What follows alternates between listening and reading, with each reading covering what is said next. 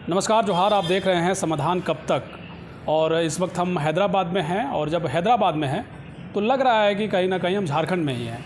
और इसकी बड़ी वजह जो ये है कि यहाँ एक समाज जो है चलता है और उस समाज का नाम है झारखंडी एकता समाज। और ये पिछले 6 वर्षों से झारखंड के प्रवासियों के लिए बेहतरीन कार्य कर रही है। चाहे पिछले सालों की बात करें, जिस तरह से कोविड काल आया, कोरोना काल आया, उसमें प्रवासियों की जो मदद करना हो, या रोज़मर्रा की ज़िंदगी में जो प्रवासी यहाँ आते हैं रोज़गार की तलाश में, जो रोज़गार यहाँ कर रहे होते हैं, और उसके लिए एक व्यापक व्यवस्था को दुरुस्त करने का जो अभियान है एक तरीके से, वो झारखंडी एकता समाज कर रही है। और झारखंडी एकता समाज के जो अध्यक्ष हैं जीत यादव जी, सबसे बड़ी बात यह है कि ये गिरिडीह से ही हैं और जमुआ विधानसभा से नाता रखते हैं, हैदराबाद में रह रहे हैं। बहुत स्वागत है आपका हमारे चैनल में। धन्यवाद। सबसे पहले आपके चैनल को मैं जो देखने वाले श्रोता हैं उनको बहुत बहुत धन्यवाद देना चाहता हूँ। और सबसे बड़ी बात तो ये है जीत यादव जी कि चूँकि अभी हम हैदराबाद पहली बार आए हैं, हालांकि बहुत जगह गए, चेन्नई से फिर बहुत अलग अलग जगह और बहुत स्टेट में भी जाने का मौका हमें मिला है, लेकिन यहाँ आके ऐसा लग रहा है और आपसे मिलके हमको ऐसा लगा कि भाई सच में हम अभी झारखंड में ही हैं। कई झारखंड के लोग भी मिले हमें, तो कई लोग परस्पर रूप से ये कह रहे थे कि जो झारखंडी एकता समाज आपका है वो बेहतर कार्य कर रही है। तो ये 6 वर्षों से जो आप लोग काम कर रहे हैं, तो ये कैसे ये आइडिया आया कि नहीं हम कुछ प्रवासियों के लिए भी कुछ किया जाए? तकरीबन हम लोग यहाँ 30 साल से लोग रह रहे थे और हम 2010 में जब यहाँ आए तो हमको लगा कि जब हमने देखा 2 साल के बाद कि लोग को यहाँ कई तरह की परेशानियाँ होती, किसी को पैसा रख लिया जाता है, कोई मर जाते हैं, उनको वहाँ उनकी बॉडी घर तक नहीं पहुँचती। तो हम जब परेशानी और तकलीफ़ को देखें तो हमको लगा कि शायद इतने तादाद में हम लोग झारखंड से रह रहे हैं, खासकर गिरिडीह जिला से 50,000 लोग हैं, तो क्यों ना हम लोग एक दूसरे से एकजुटता बना के रखें और अपने आप को सुरक्षित महसूस कराने का कोशिश एक छोटा सा प्रयास करें। तो 2013 में हम लोग सोचे एक छोटा सा व्हाट्सअप ग्रुप पहले हम लोग बनाए, उसमें 50-60-100 लोग जुड़े। फिर हम लोग जब बैठ के बात किए, कुछ फाउंडर लोग, जो हम लोग फाउंडर 4-5 जन बैठ के बात किए, तो हम लोग फाउंडर नेम फाउंड किए कि नहीं, हम लोगों को झारखंड एकता समाज बोल के एक नाम होना चाहिए, इसका रजिस्ट्रेशन होना चाहिए, इसके अकाउंट खुलने चाहिए, बाकायदा हम लोग सारा प्रोसेस के साथ ये कार्य मतलब किए हुए हैं। उसके बाद 2017 में हम लोग पहला बैठक किए और वहाँ से हम लोग रजिस्ट्रेशन करा के विधि विधता हम लोग इसको यहाँ से चालू रखे कि कितनी परेशानियाँ हैं, क्या है, इस पर हम लोग संज्ञान लेते रहते हैं बीच बीच में। अच्छा, आप यहाँ कितने साल से रह रहे हैं? मैं यहाँ लगभग 13 साल हो गया मुझे। यहाँ 2010 में मैं आया था, 13 साल हो गया ये लेके। अच्छा जीत जी, ये देखा जाता है, सच में आपने कहा कि जो दुख दर्द है लोगों का आप कहीं देखे होंगे। अभी कुछ देर पहले ही, अब जब यहाँ हम थे तो एक बिहार के ही एक आदमी थे, ठेला लगाए हुए थे और कह रहे थे कि भाई बहुत दिक्कत है, और कुछ जो खास करके यहाँ के लोग हैं शायद उनके साथ कुछ घटना हुई होगी, परेशानी हुई होगी, जो जिस बात का जिक्र आपने किया। तो ये जो प्रवासी लोग हैं, जो तकरीबन कहा जा रहा है कि 80-90 हज़ार के आसपास लोग यहाँ रहते हैं, तो क्या किस तरीके से जोन है और किस तरीके के अलग अलग लोगों के लिए आप लोग मदद करने का जो है प्रावधान रखें? एक्चुअली देखिए, जो ये सिटी जो है 60-70 किलोमीटर की एवज में बटी हुई है और पूरे जगह में, हर जगह में हमारे 2000-3000, जैसे ये गच्चीबोली जोन में है तो इसमें हम लोगों के 10,000 लोग रहते हैं। तो हम लोग 20-21 जोन बना, अभी तक हम लोग कुल 21 टीम बना चुके हैं, जिसको इकाई जिस तरह से पार्टी बनाती है इस जगह का, उसी तरह हम लोग बना चुके हैं 21 जोन, जिसमें गच्चीबोली, अमीरपेट, कुकटपली, बड़ी बड़ी जो जगह है, अमीर शाहपुर नगर, कई तरह की टीम हम लोग बनाए हैं, जिसका अध्यक्ष वहाँ नियुक्त किए हैं हम लोग। और उनके आधार से हम लोग थोड़ा मदद लेके, वहाँ किन्हीं को कुछ हो गया, परेशानी हो गया, तो उनसे हम लोग दूर करवाते हैं।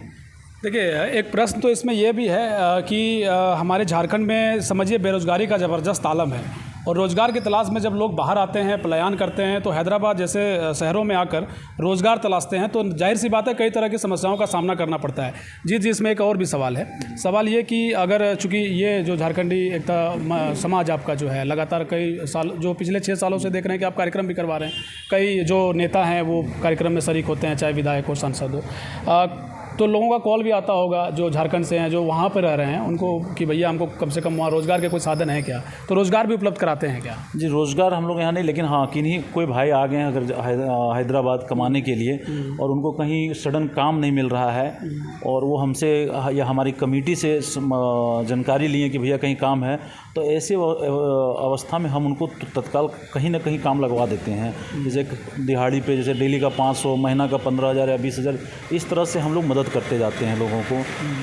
रोज़गार तो नहीं दे पाते हैं, लेकिन सरकार से रोज़गार की मांग करते हैं। अच्छा, एक बात बताइए, जैसे मान लीजिए अब चाहे सरकार का, अभी पिछले कुछ दिन पहले ही आप लोगों का कार्यक्रम हुआ, शायद कोई विधायक भी, अलग अलग दल के लोग भी पहुंचे थे।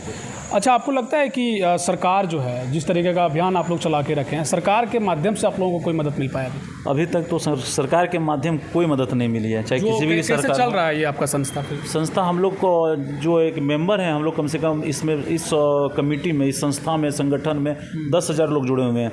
सभी स्वतः अपने जो सक्षम हैं 100 रुपया, 50 रुपया, 1000 रुपया, 2000 इस तरह करके अपने समाज में अनुदान करते रहते हैं। इससे हम लोग अन्य लोगों को, जैसे किसी की मौत हो गई, किन्हीं को हॉस्पिटलाइज हो गया, उनको हम लोग उस पैसे से उनको हम लोग मदद करते हैं। देखिए, एक रिपोर्ट आपने देखा होगा, लक्ष्मीपुर जो बेंगाबाद गांडे विधानसभा गिरिडीह जिले का एक मामला था। वहाँ एक लक्ष्मीपुर के एक युवक की मौत हो जाती है। उसमें जीत भाई का ज़बरदस्त योगदान रहता है, यानी झारखंडी एकता समाज जो है उसे जो मुआवजा के तौर पर 7 लाख रुपए भी आप लोग दिलवाए थे। और सबसे बड़ी बात यह है कि मजदूरों के हक और अधिकार के लिए जो है नेता बड़े बड़े भाषण देकर चले जाते हैं, लेकिन जीत भाई जैसे लोग अगर हैं, और ख़ास करके जो आप समाज चला रहे हैं, वाकई बहुत ही बेहतरीन है। लोगों को काफ़ी मदद मिल रही है। सरकार से क्या मांग करना चाहते हैं आप, क्या कहना चाहते हैं? देखिए, चूँकि सरकार, हम लोग वहाँ ठेकेदारी कर नहीं पाते हैं, ना हमको ठेकेदारी की किसी तरह का लालसा है सरकार से।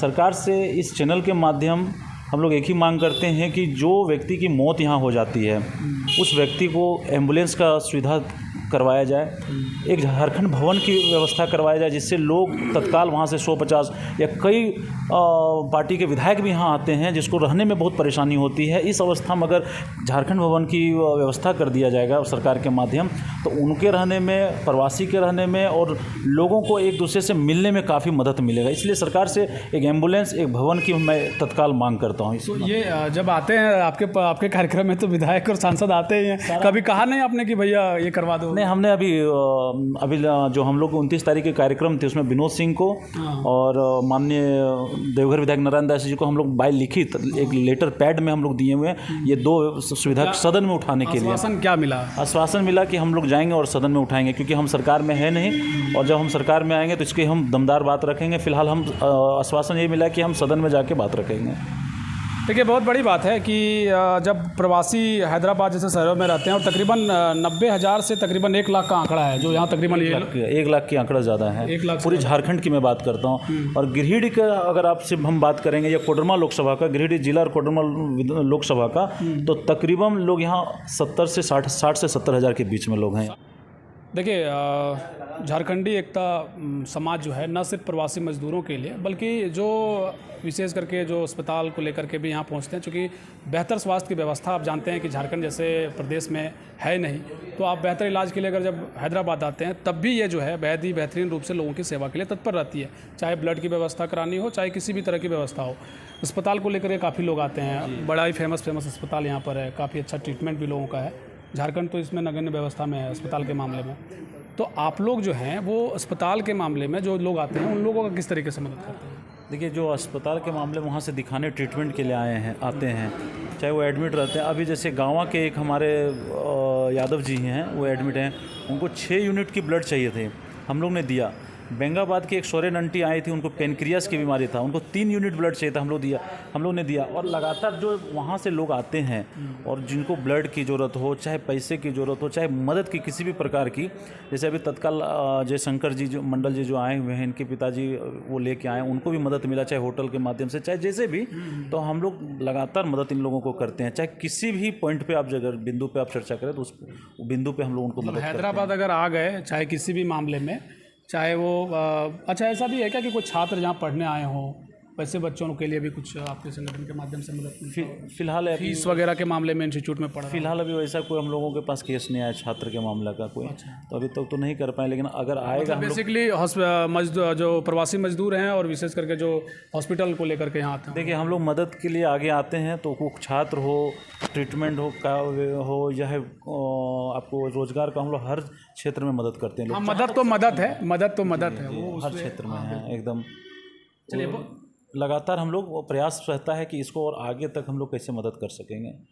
चलिए, तो देखिए, एक इसमें ज़रूरी जो पॉइंट है वो यही है कि अगर हैदराबाद जैसे शहरों में लोग आते हैं, तो न सिर्फ प्रवासी मजदूरों के लिए ये जो संगठन है वो मदद करती है, अपितु वैसे लोगों के लिए भी जो हॉस्पिटल आते हैं, चूँकि यहाँ AIG और ना जाने और भी बड़े बड़े संस्थान हैं जो एशिया के टॉप अस्पतालों में से AIG की गिनती आती है। तो ऐसे में जो बड़े असाध्य रोग वाले जो मरीज होते हैं वो जब यहाँ आते हैं, झारखंड के वैसे प्रवासी मजदूर, तो उनके लिए जीत भाई और झारखंडी एकता समाज जो है वो तत्पर रहती है।